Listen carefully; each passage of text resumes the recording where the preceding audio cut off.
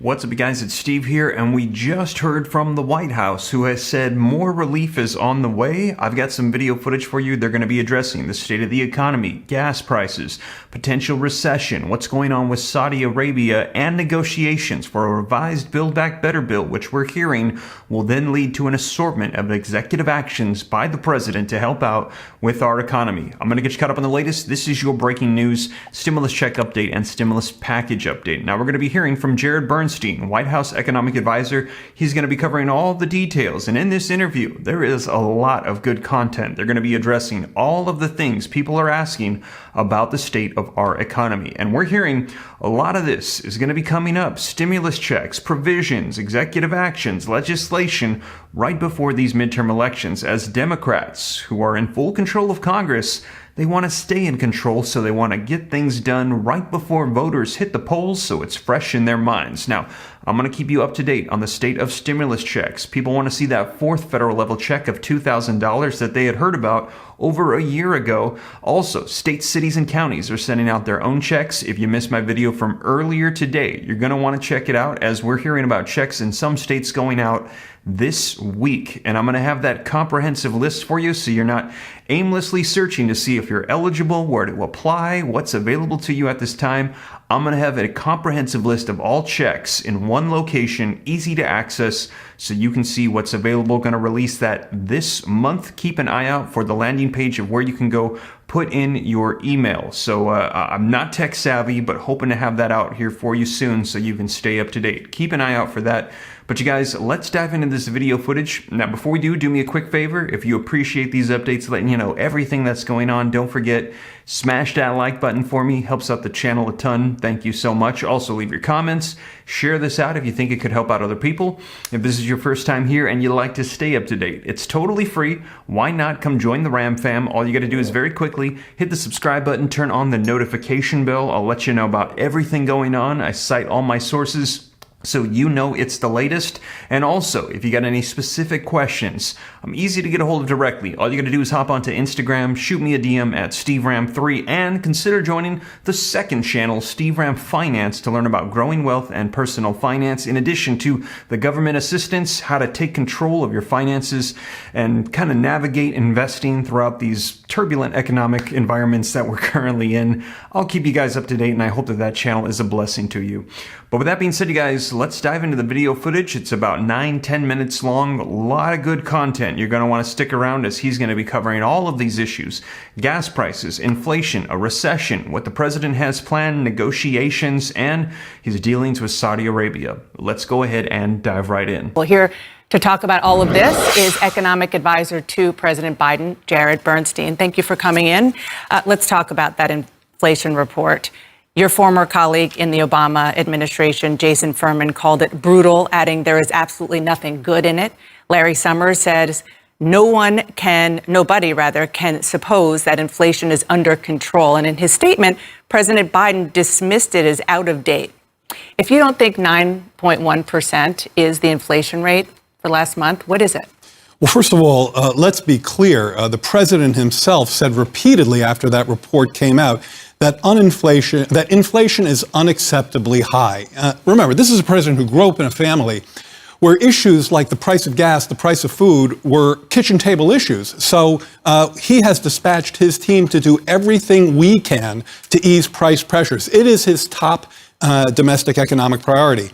Now, in terms of the out of date, I think what the president meant there is, since that report came out, the price of gas is down about 50 cents a gallon. Okay, that's about the fastest decline in about a decade. It is still way too elevated. Let's make that clear. And we have more work to do in that space, but it gives Americans a little bit of breathing room at the pump. Now, there are key other aspects, you've actually mentioned some of them, that this president and the Congress, Democrats, are lined up here, can undertake to improve the affordability of prescription drugs and health. I'm going to talk about that in 1 second, but let's talk about what you mentioned, breathing room. Yeah. Democratic lawmakers, a lot of them, they don't agree that that message is working. I'm sure you've heard it. President Biden said that declining gas prices, just like you said here, are providing more breathing room for American families. But the national average is still over $4.50. And I want you to listen to what Democratic Senator Tammy Baldwin told me this week. When people come up to you in Wisconsin in the grocery store or at the gas station and ask you about high prices, is that what you would tell them, that the data is out of date? Certainly not. It is great news that in the last month, gas prices have gone down by about 40 cents per gallon. That's really not the break people are looking for. So when you say breathing room, you understand that there are people out there saying, I'm not feeling breathing room, I'm feeling crunched.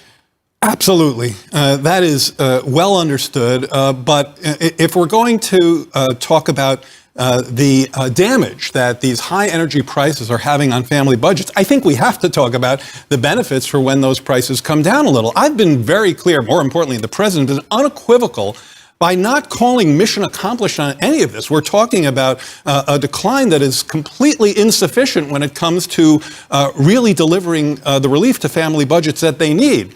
So that's why he continues to push on every aspect he can of this issue in terms of increasing the supply of global energy to help mitigate that price increase. And you're right, the prices have come down, which is a good thing. It's better than them going the other way. You've got to get the trend going in the right direction. Okay, so on that, the Washington Post is reporting that the Treasury Department says that the oil price could soar 50% after, even actually more than 50% after the European sanctions on Russia kick in on Russian gas. So the question is, are analysts who are predicting that that might make gas prices $6 a gallon accurate? Could prices actually go back up? So a lot to unpack there. First of all, you talked about the price of oil. I should have mentioned this earlier.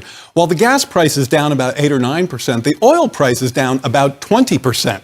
So when we talk about the president doing all he can to provide relief at the pump, one of the things that he's doing is trying to nudge these companies to pass some of those savings along to consumers. You know, in the first quarter of this year, some of the biggest oil companies had a net profit of $35 billion. Now, these are companies that we helped to the tune of billions of dollars during the pandemic. But will prices go back up? During the pandemic, I'll get to that. During the pandemic downturn, they ought to share some of that profitability with the American people right now, especially as we're supporting Ukraine's efforts in their war against Russia. So look, nobody can see reliably around the corner when it comes to those prices, talking a couple of quarters away. So I would say really don't pay a lot of attention to those forecasts because it's just too much volatility. What I can say is that I think it's very likely that gas prices continue to track down, say, for the rest of this month. And I say that because not just the oil price is down 20%, but wholesale prices are down as well. And those two tend to track each other. Again, Dana, look, this is minutiae.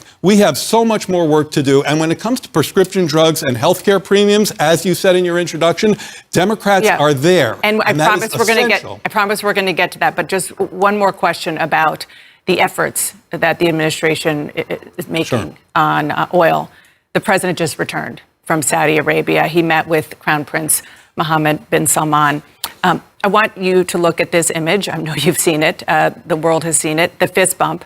And the reaction has been swift because this is a man who ordered the brutal murder of a journalist, and then his body was dismembered with a bone saw. Jamal Khashoggi's fiancée said if he were alive today, he would say, "Is this the accountability you promised for my murder? The blood of MBS's next victims is on your hands." Why is he fist bumping a murderer? Well, Dana, you're talking to an economic policy advisor, and I'm much more able to give you fulsome readout on meetings, not greetings. Okay, so is there a deliverable out of it? Yeah, so first of all, the president explained his rationale for this meeting quite fulsomely in a Washington Post op-ed that came out. It's there for everyone to see. Let me quote something Jake Sullivan said, which I think is quite resonant. The president's intent on ensuring that there's not a vacuum in the Middle East for China and Russia to fill, that American leadership and an American engagement will be a feature of U.S. policy in this region. What Jake is saying there, what the president is engaged in here, is trying to stabilize a critical region of this world, something that he has consistently done in his foreign policy work as a senator for many decades. An economically more secure and stable Middle East is important, I think, for the American people. So that's a long-term goal. Did he actually deliver anything on the road to that from this very controversial meeting? So we saw Saudi Arabia say that it would increase its capacity for oil production, and I'd refer you to them for more information there. But remember, Saudi Arabia is of course, a part of OPEC, part of the cartel, and the president has been, and some of our other members of our foreign policy team have been pressuring OPEC to increase production. And in fact, a few weeks ago, they talked about doing precisely that for July and August, increasing production by about 50%. Okay. So this is very much a part of that kind of an effort. Okay, let's talk about the domestic agenda and what happened this week. Senator Manchin backed out of negotiations on parts of that plan, the climate crisis, corporate tax increases. President Biden said that the Senate should pass the scaled-down plan to extend Obamacare subsidies, what you were talking about, allowing Medicare to negotiate lower drug prices, for example. I want you to listen to what Senator Manchin said about why he blocked other parts of the agenda. Inflation is absolutely killing many, many people. They can't buy gasoline. They have a hard time buying groceries. Everything they buy and consume for their daily lives is a hardship to them. And can't we wait to make sure that we do nothing to add to that? Is President Biden frustrated with Senator Manchin? I think the president is very much and very compelled to get Congress to work with him on his climate agenda. He's already taken unprecedented action. And I think this is important because if he can't find a legislative path to clean energy, the urgency of the problem is so significant that, as he said on Friday, he will find an executive order and rule change path to get there. And I should say, he's already found that path. He'll continue down it. He has invoked the Defense Production Act to ramp up clean energy production in this country. He has helped to kickstart the offshore wind industry. He has set the toughest ever emission standards. He will continue to pursue that with or without Congress. But the urgency of the issue, Dana, is, I think, it is beyond me how anyone could miss it. Over $100 billion per year of cost to our economy based on floods, wildfires, droughts. Look at the geopolitical pressures from this. A Russian petrocrat who's prosecuting war based on weaponizing fossil fuels. So there is a great rationale to undertake what this president will do, and he will continue to press. Thank you. Jared Bernstein, appreciate your time. My pleasure. So there you have it, you guys. Now, let me know your thoughts. They're saying prices are going to be coming down. They've got this under control. They're making progress. The prices are unacceptably high, but there's some breathing room for consumers, and it's going to be coming down more. Now, do you agree? Do you disagree? Because we're also hearing reports that no, prices, they're going to be going back up come October, and we've got these issues with Europe, and they're saying expect prices to continue to go up. We're going to have more inflation, and we're likely going to be entering into a recession. Let me know your thoughts, you guys. Now, whatever unfolds, I'll be sure to keep you up to date here on the channel so you know what's going on, and we're going to be seeing how Congress and the president respond to all of this, and I will keep you up to date here on the channel. And as always, you guys, thank you so much for joining me. That is the latest. As more information comes out, I'll be sure to keep you up to date. And if you made it this far and you haven't already, don't forget to take a quick second. If you appreciate the content, smash that like button for me. Just takes a second, but helps me out a ton. Thank you so much. Also, leave your comments, share this out. If you want to stay up to date, it's free. Why not come join the Ram fam? Just hit the subscribe button, turn on that notification bell. Any specific questions, shoot them to me in the DM on Instagram at SteveRam3. Consider joining my second channel, Steve Ram Finance, to learn about growing wealth and personal finance. Just did a video on the state of the real estate market and a potential housing market crash right now, they're saying, in 2022. I'll keep you up to date in that video. I share with you all the data so you know what's going on. And like I said, keep an eye out for that comprehensive list of all checks on all levels so you don't miss out on anything. But with that being said, you guys, once again, thank you so much for joining me, and I will catch you in the next one. Take care. God bless. This is Steve.